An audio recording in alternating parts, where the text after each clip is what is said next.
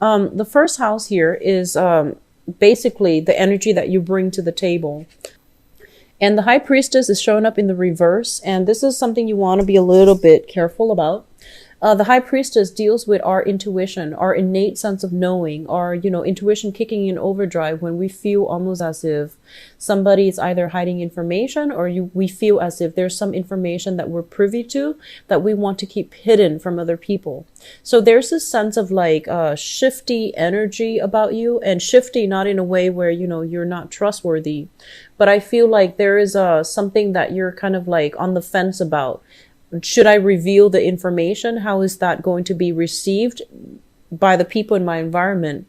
Should I put in my 2 cents? Should I tell them how much I know? So I feel like you're at dealing with this internal conflict within yourself as it relates to being privy to some information that you feel is really, really big, and you're not really sure how to deal with it. It's almost as if you need an outlet for these things, because you feel like the weight of the secret might be bearing on you. Okay. So that's what I'm sensing for some of you. And then for others with the High Priestess, it basically means there's something here, coming through. And I feel like it's relationship oriented. Okay.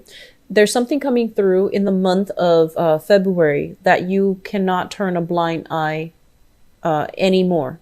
So whatever you've been sweeping under the rug, whatever you've been kind of like putting on the back burner as it pertains to your relationship, I do feel that things are coming to light, and I feel that you're going to need to deal with this. You're going to need to make some changes, some adjustments, for good or bad, and to figure out how you can do that. I feel like that's what you've been kind of on the fence about. Okay.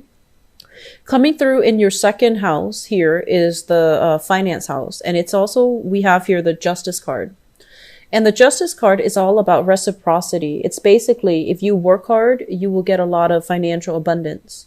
If, on the other hand, you don't work hard and you've just been coasting, there's going to be a reprisal. There's going to be like a chastisement. I feel like you might be called out on it. Okay. So I do feel this situation playing out in a way where it's divine justice. Okay. Whatever energetically you are putting in, you're going to get out. So you have a very good card here that indicates prosperity overall, if you are willing to work hard and match people at their level. On the other hand, it can indicate some type of a change in fortune if you're not careful. So this is a very, very karmic card. It's showing up here in the second house as a warning. I do feel some of you might have been dealing with some legal issues and you're waiting for some type of compensation. Okay. So if that's coming through, either through work, like workers' compensation, and I believe Aries got something very similar. I feel that it's going to be coming through and it's going to be ruled in your favor. And then additionally, they might need some additional information from you as well in order to finalize some case. So I do see things are going to be dragged on a little bit, but I feel like it's going to be concluded. It's going to be settled. It's going to be resolved this year. Okay. And then additionally, as it pertains to your values, they're pretty much telling you to really, really be cognizant of the things that you value. And I feel like some of you might be put in a situation where you start to realize that you might be valuing the wrong things, valuing the wrong people, and making allowances for things and people in the past that you shouldn't have.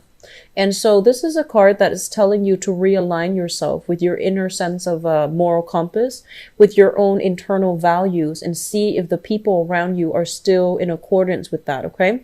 So finances looks very, very stable. And I feel like on a more spiritual level, this might be it might deal more with like just your moral compass. Where are you aligned? Who are you aligned with? And whether or not it's in alignment with, what you believe to be core values that you grew up in or that you have cultivated over the years. So there is some very strong messages coming through in the values department. Okay. The third house deals with communication. And we have the world. And I keep seeing almost as if some of you have encountered some really, really big information, and you're keeping mum, like you're keeping, you know, everything under the radar. You're trying not to slip up, and you're very, you need like somebody to share this with, but you were held in confidence. So I feel that you can't really, you don't have an outlet. You don't have another person that you can talk about this with. So I feel like this sense of like, struggling in silence, or even holding in a very, very big secret that you can't tell anyone, and feeling a little bit isolated, okay? But in terms of communication, this is a very, very, very good card. The world basically indicates a lot of opportunities for speaking engagement, for publishing, for putting your image out there, for being recognized, as well as being admired, okay?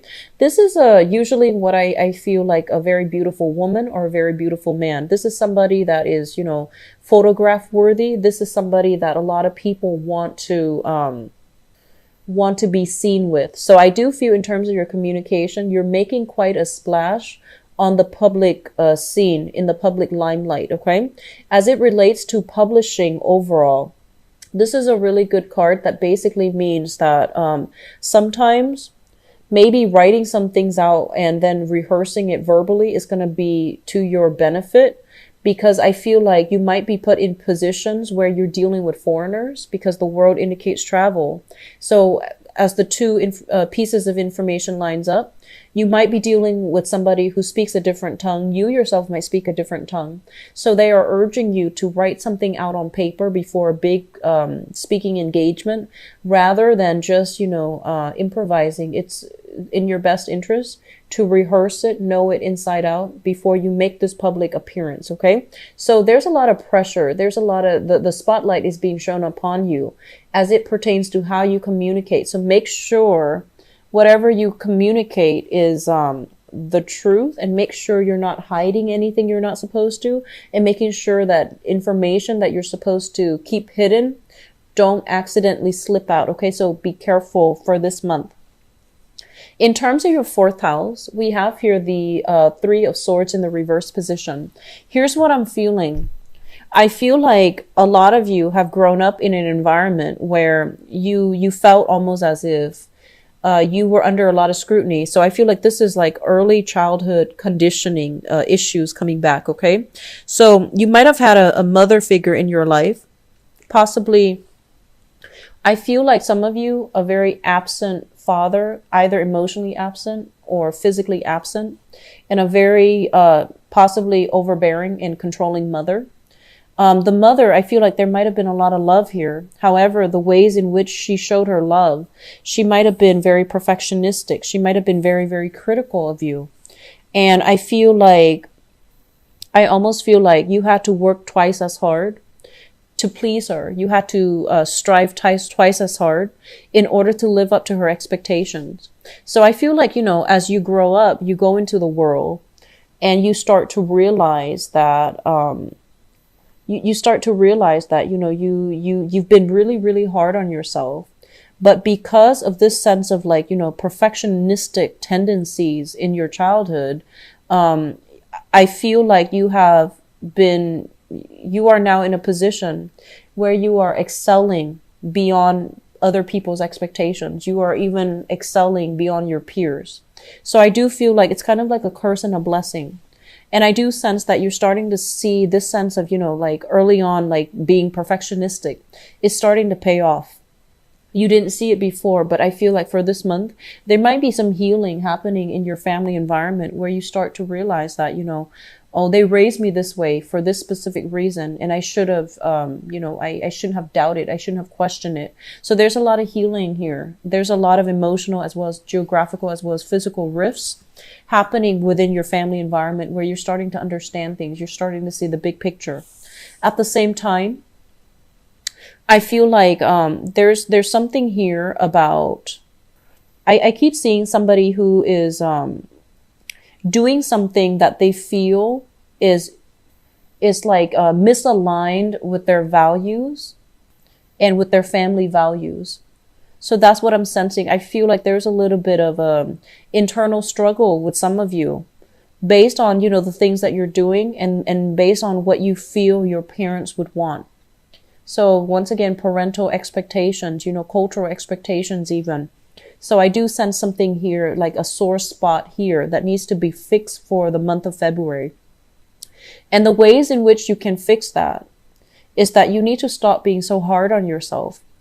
And you need to also understand that, you know, you did what you need to do in order to seek your truth, in order to, you know, do the work and put in the work, that put in your fair share of the work that you feel that you had to do. So I do sense that it's a very personal experience, and other people can't really judge you because they're not living your life and they're not going through whatever you're going through.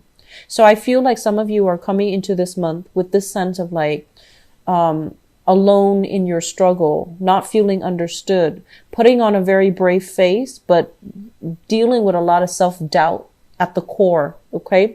And all of these, social engagements are not helping either. The very public engagements. So things will be okay. Have faith in what you're doing. Okay. You are your own person. So the past, and especially what other people expect from you, they shouldn't, affect you as a person, and you should not let them affect your trajectory in life. Okay. So I feel like you are overcoming this though. I feel like it's going to take the majority of the month, but I do feel that there's going to be a sense of release coming through. Okay. As it relates to, first of all, your family environment.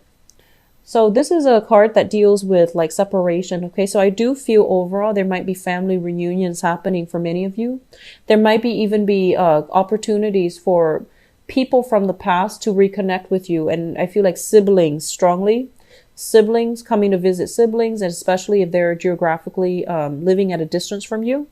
And I also feel like a lot of communication coming through from the family unit, a lot of social engagement. Either way, that geographical or even that emotional rift between family members, it's going to be bridged. Okay. So I feel like it's overall positive energy. A lot of healing that can take place here within the family unit. In terms of your fifth house, the fifth house deals with creativity. We have the Fool, and it also deals with the ways in which you entertain yourself and the people that you are allying yourself with when you want to hang out, when you just want to have fun. The Fool in the reverse position is a card of warning. It's almost as if you need to be a little bit more careful about the people that you are associating yourself with. So it's like you can no longer make these decisions lightly. You can no longer allow past transgressors to come back. You have to be very selective about, you know, who you're letting into your life, who you're spending your time with, and who you're devoting your energy to. So this is a card that basically means that you can't do things in a reckless manner. You have to be a lot more responsible, and you have to ally yourself and maintain a specific image, but also ally yourself in a way that is in accordance with what is socially acceptable, what is socially appropriate even. So once again, this is a little bit of a wobbly card. And as it pertains to like recreation and creativity, the Fool in the reverse is basically being very, very cautious as well when it comes to financial dealings. For those of you who are self-employed in any type of a creative endeavor, so you might be, I feel with this card, it's kind of like looking at new ways in order to make money, or looking at new ways to find recreation, to find to find entertainment in your life. So finding new ways to do this. Okay. So they're saying the old ways is not working. You might be associated with like the wrong people. And so you're going to have to break out of your normal group. You're going to have to break out of your normal niche in order to find something that is in more in alignment with you. But either way, there's this overall sense of like being cautious, being very, very cautious about how other people see you, putting on a specific image. When in fact you feel differently underneath. Okay. So I feel like there's social expectations as well as your internal expectations. In terms of your sixth house, this is your work house, and this is a very positive card. The Magician is somebody, traditionally, this is the orator. This is somebody that is either, a teacher, a politician, even a lawyer, somebody who might be a traveling salesman. So this is a person that can generate a lot of buzz with their words, with their speech, and they're able to push along agendas. They're able to formulate new plans. They're somebody who's quite intelligent. So I feel like in your work environment, you might be seen this way, where other people are looking to you for your skills, for your expertise. You're going to be in the limelight. You're going to be possibly booked for some speaking engagement. And so it's really good for you to put yourself out there and align yourself with some like-minded people that are, fighting towards the same goals, or even like speaking as experts on a specific topic. So very positive card. In terms of your work environment, you might be dealing with this type of an energy. This is somebody who is a little bit of a talker, and they might distort the truth, but they're also not somebody that's willing to get their hands dirty in order to implement whatever it is that they preach. Okay, so there's a little bit of a mixed bag energy here. I feel like you might be called upon for some speaking engagement. You might be called upon to think on your toes, think on the spot. And I feel like this is a very good card for additional training in the communications field, in public speaking. That's going to be required of you in order to rise up above in your job, in order to get like the positive reception in your work environment. But overall, this is a really good card. So as it relates to work and finances, we have two major arcana cards here, the Justice card and the Magician. So they're telling you to aim for some type of speaking out about, social justice or something like that. That's going to be very, very important for you. And that would be a very good way for you to make money overall. Okay. In terms of your relationship sector, what we have here is the Lovers. And what I'm getting with this card overall is this is a card about, two people that look really, really good together. Okay. This is like great chemistry, great passion, great idea, like great ideological alignment. So both people are very much in tune with one another. However, we can look at, we can look at this as third party interfering in a relationship. It could be in-laws, it could be exes, it could be, ex-spouses from either parties, or it could be the external environment that's not allowing them to have a normal relationship. So I do feel some difficulties coming through in your relationship sector that you need to sort out. I don't feel that it's going to break the relationship, but I do feel some interference coming through from third parties. And as a result of it, I feel like you need to be very, very strong in your foundation. You need to be able to trust your intuition. And I feel like you are heavily, your vision of what truth is heavily influenced by other people. And I feel like there's this internal conflict playing out in your life where you're not really sure what to believe, and you're not really sure of certain things anymore. And so they're telling you, withdraw. And they're telling you to figure things out on your own because you have the capabilities here with the Magician. But I feel like you might be dealing with somebody that is in your work environment that is serving as a temptation, because they seem very intelligent, very, very eloquent, but they're making like promises that they might not be able to keep. So they're serving as a temptation to you. But I feel like they are all talk and they might not follow through with their actions. Okay, so be a little bit careful. If you're flirting with somebody in the work environment, just be careful. I feel like you're mesmerized by somebody in your work environment and you're keeping it a secret. That's what I'm sensing. They're telling you to be very, very strong in your own truths so that you're not swayed by other people, so that you're not bobbing back and forth when you're presented with facts from both sides. So be careful about that. The Lovers is a good card that indicates great chemistry, but great chemistry often brings about, like passion and a lot of heated exchange between two people. It can also bring a situation where two people can lack innate incompatibilities overall. So just something to keep your eyes out about.